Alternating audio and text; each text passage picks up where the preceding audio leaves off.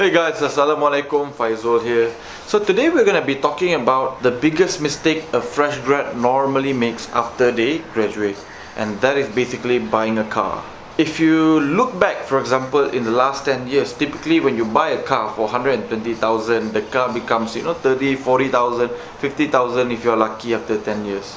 But a property purchase, for example, 10 years ago, like my TT Wangsa Central, went up from 250,000 to become 600,000 today. So very clear, buying a car depreciates over time and a property appreciates over time. So if you can, delay buying a new car as long as possible. Number two here is that people often underestimate, right, the cost required to maintain a car. Because people often think, as long as I can pay the installment, I can actually afford the car. But they forget about repairs, maintenance, minyak or oil, parking, toll, and don't get into an accident.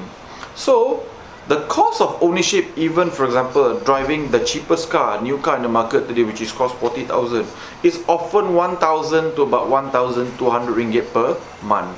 So to me, the moment you earn a salary of 2,500 and half of your salary goes into monthly installment of the car, parking, toll, oil, how to save, and then how do you then go out and actually buy a property. So if you can, try to delay buying a car for as long as possible because it can make a difference.